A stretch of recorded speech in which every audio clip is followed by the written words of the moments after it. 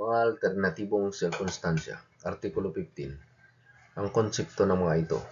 Ang mga alternatibong sirkunstansya ay yaong mga dapat isaalang-alang bilang nagpapabigat, aggravating o nagpapagaan, mitigating. Depende sa kalikasan at mga epekto ng krimen at sa iba pang mga kondisyong kasabay ng paggawa nito. Ang mga ito ay ang relasyon o pagkakamag-anak, kalasingan, intoxication at ang antas ng pag-aaral at edukasyon ng salarin. Ang alternatibong sirkunstansya ng relasyon ay isa sa alang-alang kapag ang nasaktang partido ay ang asawa, magulang, ninuno, anak, inapo, lehitimo, natural o inampong kapatid o kamag-anak sa kasal sa parehong antas ng salarin.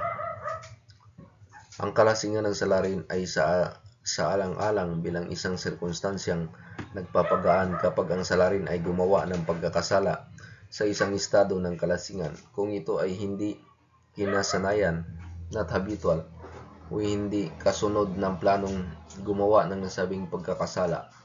Ngunit kapag ang kalasingan ay kinasanayan o sinadya upang magkaroon ng lakas ng loob na gawin ang krimen, ito ay ituturing na isang sirkunstansyang nagpapabigat.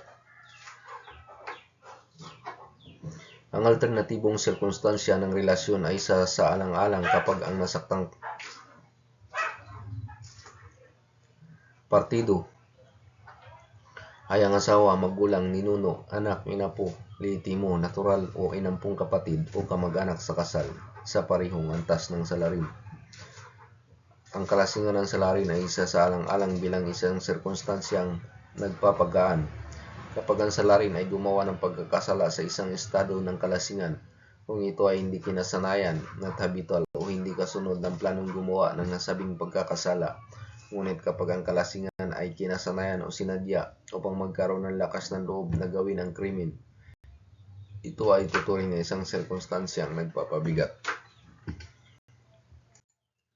This is based on Revised Code of the Philippines 2023 for educational purpose only.